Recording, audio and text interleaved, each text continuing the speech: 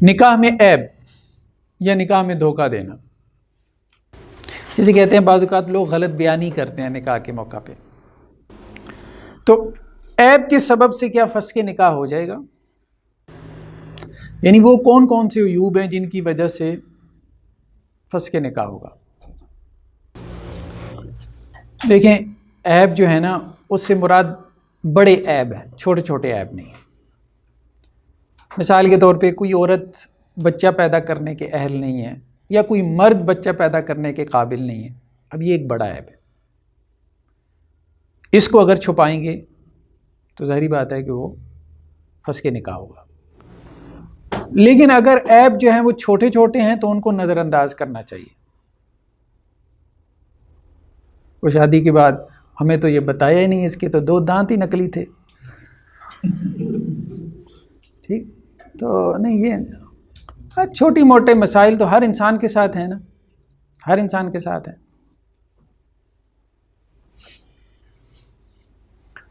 تو چھوٹے چھوٹے عیوب کی وجہ سے فسخ کی بات جو ہے وہ فقہا نہیں کرتے۔ کسی کے ساتھ کوئی بہت بڑا جھوٹ بولا گیا، ٹھیک، ہاں وہ اگر اس میں مبالغہ کرتے ہیں تو ظاہری بات ہے، وہ جی ہمارا بیٹا جو ہے نا وہ 10 لاکھ کما لیتا ہے، بھلے 10 روپے نہ کماتا ہو، ٹھیک ہے، اور کرائے کے مکان میں جا کے 2 کنال میں جا کے رہ لیں گے صرف رشتے کی وجہ سے۔ رشتہ کیا، اس کے بعد پتہ چلا کہ اپنا مکان نہیں تھا، کرائے کا مکان تھا۔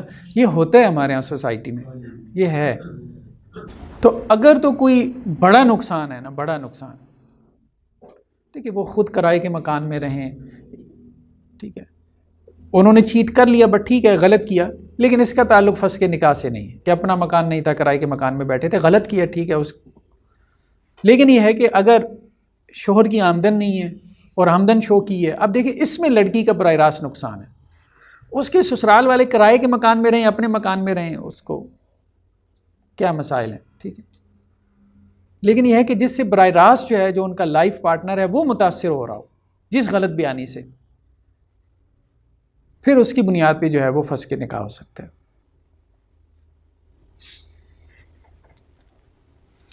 تو فقہا نے کچھ امراض کا ذکر کیا، جیسے جنون ہے، کوئی بندہ مجنون ہے، یا کسی کی کوئی بہت سیویئر قسم کے نفسیاتی مسائل ہوں، مطلب کوئی بندہ ویسے تو دیکھیں چھوٹے موٹے مسائل تو سب کی ذہنی ہوتے ہیں نا، تو سب کی،